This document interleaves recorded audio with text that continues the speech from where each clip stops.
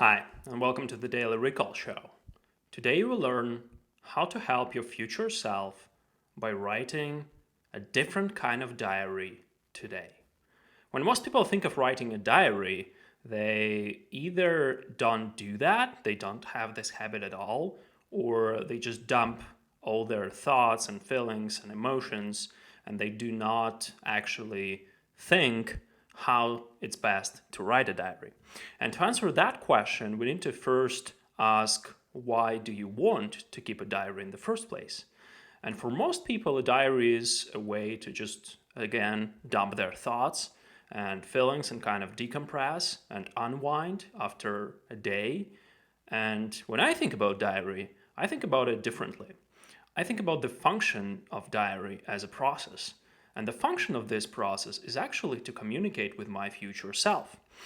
And writing a diary is the best investment, the single best investment that I have made in the past 8 years. So today I will teach you how to write a diary that will help your future self to make better decisions and to better understand who you are. So the function of a diary is to actually send different kind of information to your future self that this future self can benefit from. And you can think of it this way. It's really hard to figure out what your future self might benefit from, but you can just take the same idea and apply it to your present self and your self in the past.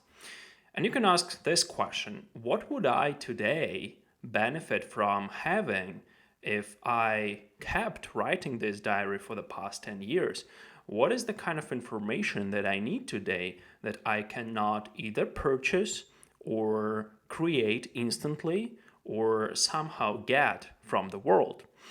And if you answer that question for yourself, you will probably come up to something like better understanding of yourself, which is possible to create only through time and through spaced efforts. So you cannot sit down and try to understand yourself, try to understand who you are, what kind of thoughts you have, and what you want to do with your life.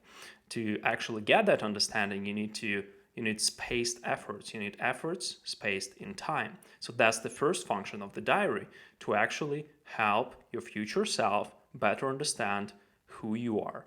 The second function of a diary is to identify opportunities for improvement. So, for example, if you keep making decisions and if you keep making the same mistakes, that's actually really dumb because you're not improving at all.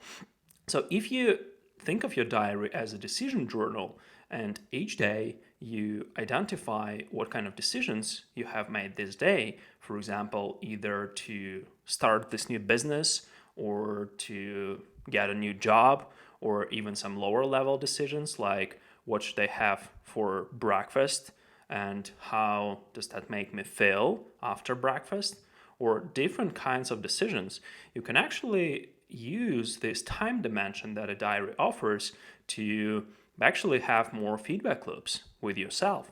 So your future self will kind of benefit from having a list of things that, for example, work for your nutrition or that work for your physical health, physical exercise, something that you like, something that you don't like. And this guy will definitely benefit from having information on what kind of mistakes you have made in the past, because that's how you get not to make the same mistakes. So that's the second function of keeping a diary. And the third function of keeping a diary is to be extremely honest and do not try to analyze information in the moment of creation of the information. So when you sit down to write a diary, do not try to kind of analyze what's happening. That's the trap that most people fall in, because you are in the context, and some of their most interesting thoughts cannot be thought when you are in the context. You need to space out in time, right? So that's, for example, why people write things like yearly reviews, because when you think after a year has ended on December 31st, when you think what was this year about, you have a different perspective on the year, because you have this distance that time dimension has created for you. So that's extremely important, to actually jot down really honest and as is observations about the present, but do not try to analyze them too much before the time has passed and allowed you to elaborate on them and to append new thoughts to them. That's actually a different thing why a diary is important, because it allows you to build up this understanding over time. And if you, for example, write a handwritten diary and then you transfer those things into some digital app where you can comment on your entries, and you progressively summarize those entries over time, then you actually get to have a conversation with yourself in the past. So for example, if you start writing a diary today and a year later you come back to this exact day, to the decision that you made this day, and you identify the root cause of this decision and the factors that influenced your thinking when you were thinking about making this decision, this would be incredibly helpful to your future self. To sum up, think about this question first: what would my future self benefit from having?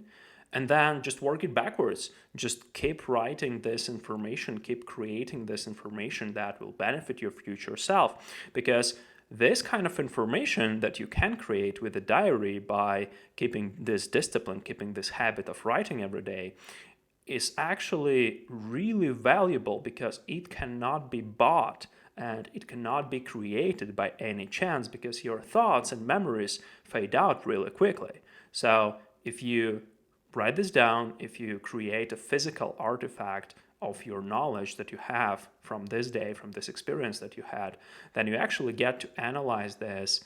That's one, but the most important thing, you get to distance from this information in time. And if you have entries for the past year, 365 of them, then you can actually see the forest behind the trees. You can see what the year was about. And to actually help you with that, I would recommend summarizing your days. So if you have like a page for a day, for example, with some text, just try outlining 3 big things, or whether that's decisions, whether that's accomplishments, whether that's something that you want to keep attention on, to pay attention to in the future. And then you basically can summarize a week based on those bullet points. So in a week you would have like 21 of them, right? And you can, out of this 21, you can select top 3, and then the same for a month. That's like top 3 for the month, and then the same for the year. So you kind of progressively summarize these things.